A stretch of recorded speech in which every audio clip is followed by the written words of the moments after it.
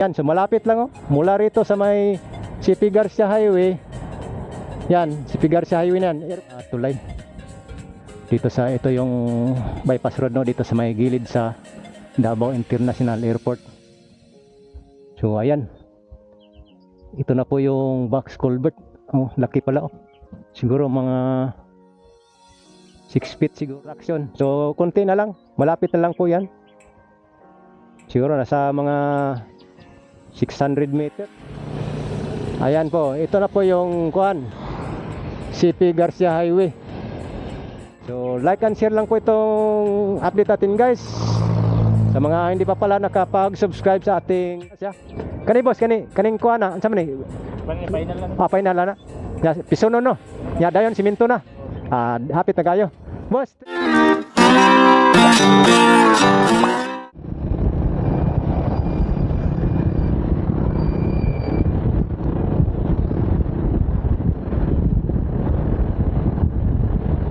Pupunta po tayo ngayon sa may bypass road nitong gilid sa airport, Davao International Airport no. So dito tayo galing sa may Damusa, Mamay Road. So ito, umakyat tayo, kumanan tayo dito dahil ito na po yung gilid ng Davao International Airport. So yan na po yung runway po ng airport. So dyan po tayo, ating update po dyan. Ang palusot nito doon sa may baba ng RDL mismo. So ayan po, ito po ang runway ng airport.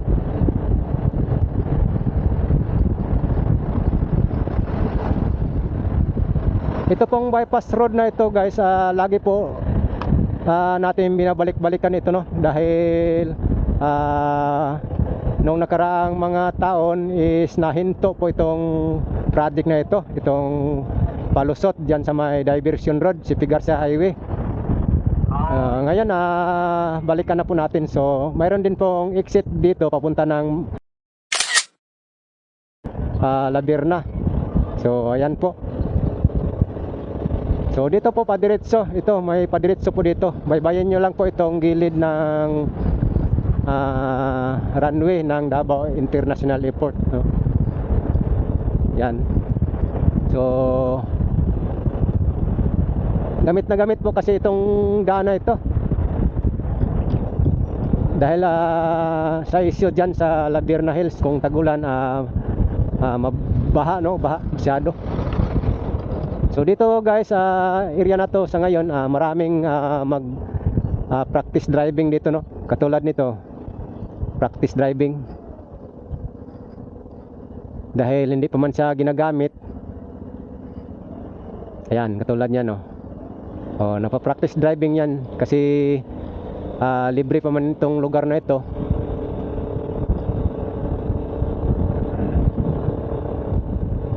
At dito guys, marami din itong tumatambay dito dahil maganda dito tingnan. Halimbawa pagmasdan mo ang kuan,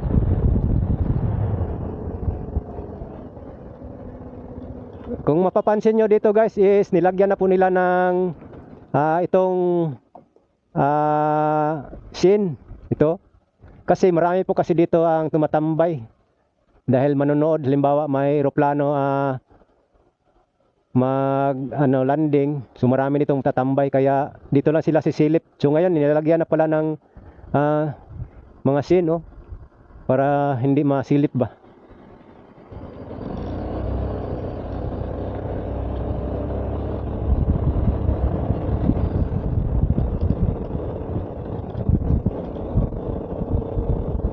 Ayan o, nilagyan na pala. Nung nakaraan is wala yan eh. Kitang kita yung eroplano dyan pagka maglanding na. So dito may gwardiya. So ito na po yung papasok dyan. Tuloy-tuloy po tayo. Papasok dyan sa may ginagawang bypass road. Okay, binabakbak dito.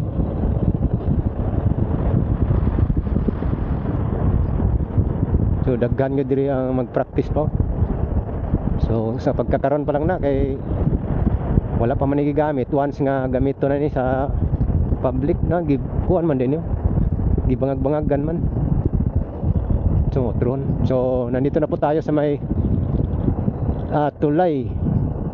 So itong tulay tapos na po ito, ginawang parkingan muna. So ayan oh. So kitang kita nyo guys oh.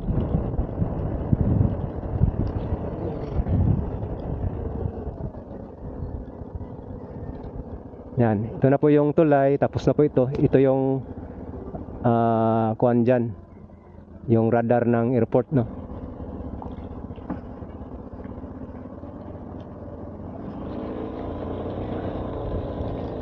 So ito, nag-practice driving po sila.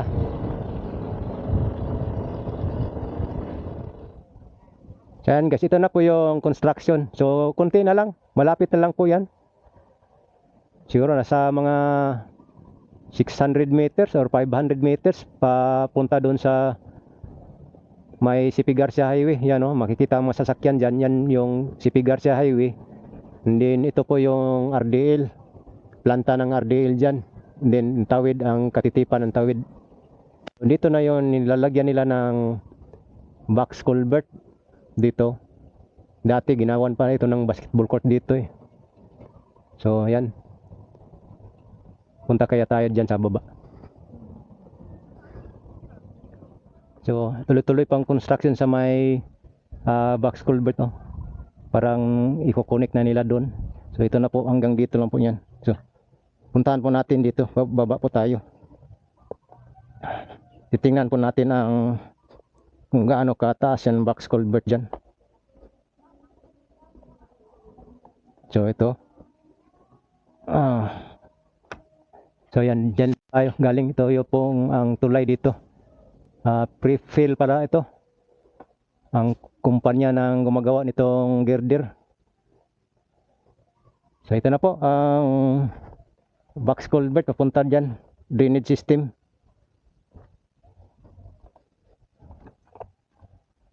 So ayan, ito na po yung box culvert. Oh, laki pala oh. Siguro mga 6 feet siguro ito hanggang doon. Ayan.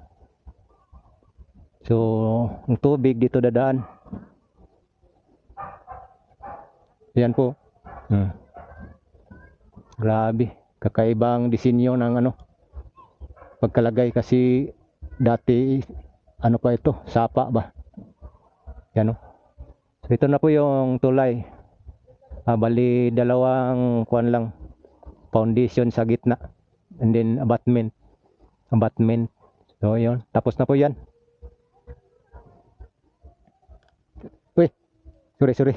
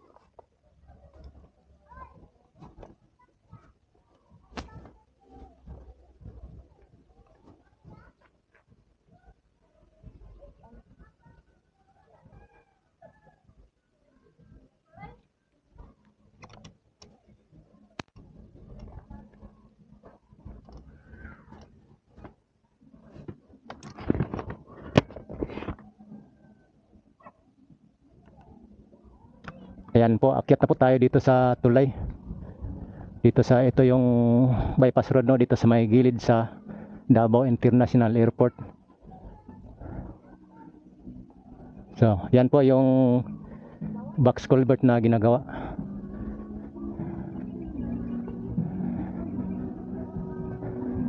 So, mula po rito hanggang doon, malapit lang po.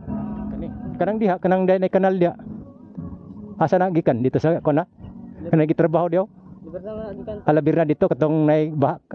Dito din ang kunik. Kasi ganun ba dire kung Oo. panay nga wala pa di kasada, abi ba address mo na lang. Gani, mao nang gibuhat ni siya tungod kay ang labir na magbaha man. So gay ba dito basta. Oo. So mo padayon pa sila trabaho mato ko dito.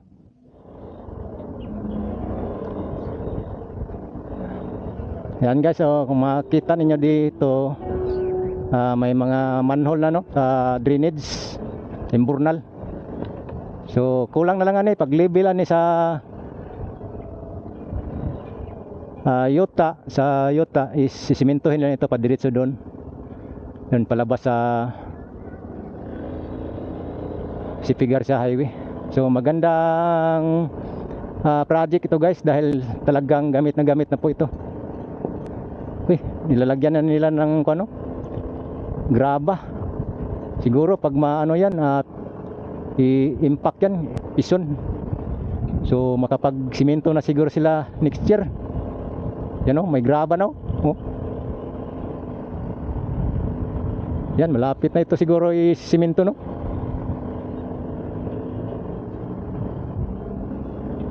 Yan. Shout out boss. So ito na po yung alignment. So talagang malapit na po talaga ito. Hopefully by next year no. Mag-in itong 2025. Magagamit na po itong project na ito. Bypass road dito sa gilid ng airport. So ayan no. Ayan, gandang project ito. So ayan, tuloy-tuloy pa ang trabaho nila.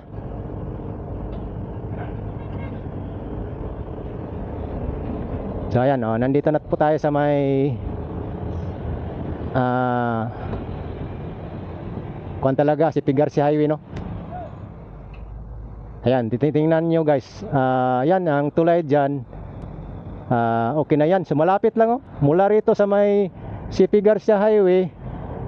Yan, Sipigar Highway na yan. Airport dyan. Corner yung sa cargo. Yan, sa unahan lang, cargo na yan. And then dito sa kabila is yung Katitipan. Yan oh. And then RDL. So dito siya maglusot sa may ila iting.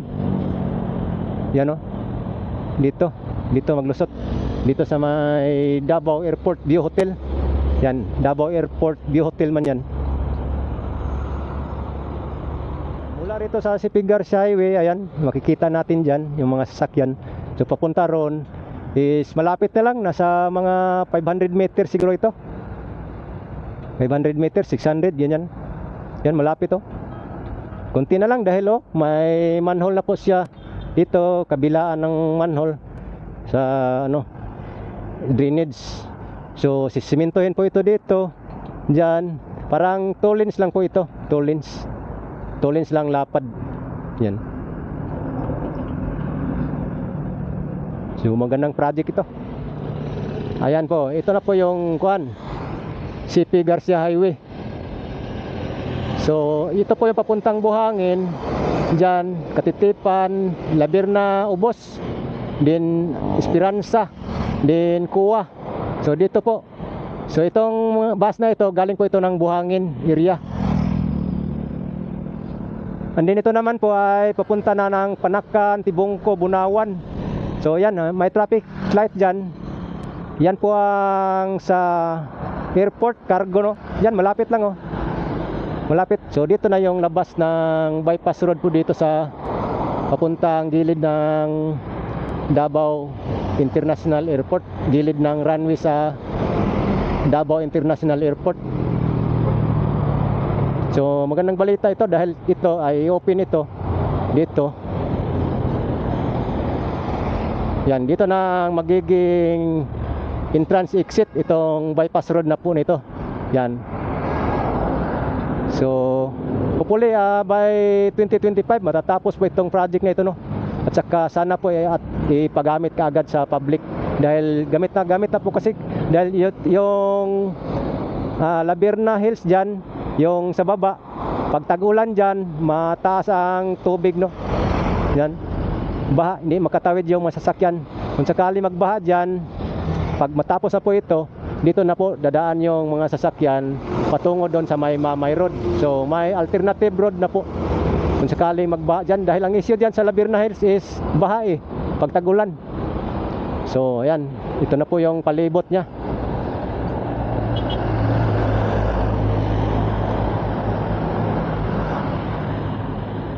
So ayan lang po guys ang update natin dito sa may Davao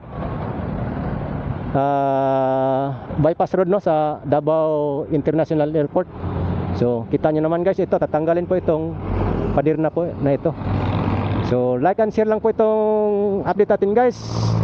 Sa mga hindi pa pala nakapag-subscribe sa ating YouTube channel, no, don't forget to subscribe at pakiclick na lang din sa bell button para updated po kayo lagi sa ating mga update po dito sa project dito sa Davao.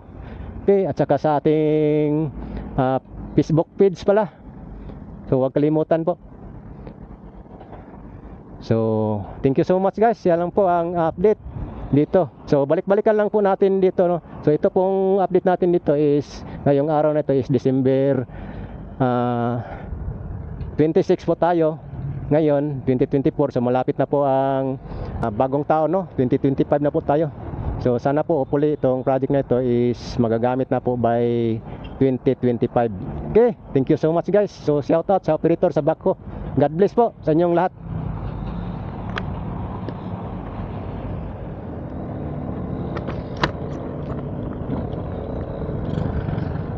Yan po, maghingi po ng sticker itong supporter po natin, no.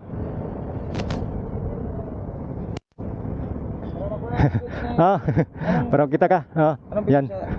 Yan, di Nature's Adventure. Mga kauban mo atong tagaan. Yan tulo. Hapit na gini mo man, no. Siguro mga sunod tuig siguro manuman na ni. Tulo. Ay, kulag isa. Pila tulo na. Dua. Ayun na lang, dugang sa subscription ba. Gwapo na papilit kanang kuan, di ba na kuan, di mabasa. Waterproof na siya. Kani boss, kaning kuan na, unsa man ni? Final lang. Final na. Ya piso no. Ya dayon siminto na. Hapit na kayo. Boss, sticker. So ito guys, final na din nga graba. Final na daw ito na graba, no. Then sisimintuhin.